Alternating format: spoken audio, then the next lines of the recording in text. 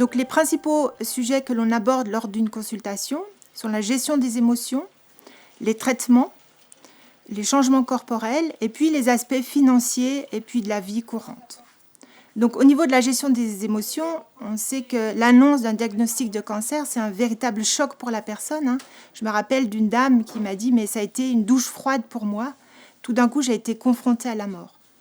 Donc c'est vrai que des sentiments comme la colère, la tristesse, des pleurs, en tout cas l'inquiétude face à cette situation actuelle sont présentes. Ensuite, les traitements, que ce soit chimiothérapie, que ce soit chirurgie, hormonothérapie, radiothérapie, là on reprend un petit peu les questions, on répond aux questions des patientes, à leurs interrogations.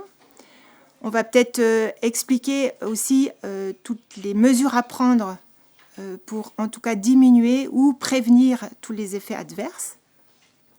Ensuite, on va parler des changements corporels qui sont dus aux traitements, qui sont occasionnés par les traitements, en particulier la chirurgie, avec des cicatrices, avec peut-être la perte d'un sein, peut-être une reconstruction, mais aussi dans les traitements médicamenteux, ou la chimiothérapie, l'hormonothérapie, il y aura la perte des cheveux, des sourcils, mais aussi peut-être une prise de poids.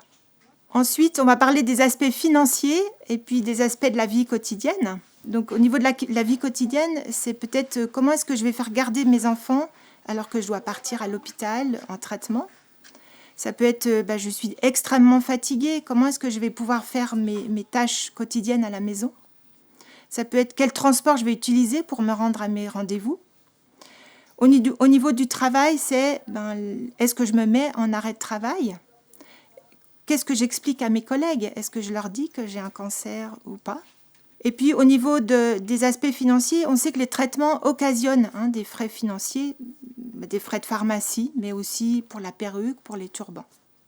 Donc, mon rôle en tant qu'infirmière référente du centre du sein, c'est vraiment d'accompagner cette personne en étant avec elle, en allant à son rythme et on l'accompagne jusqu'au bout, là où elle veut aller. C'est-à-dire qu'elle est libre de ses choix, on respecte ses choix, on respecte ses décisions.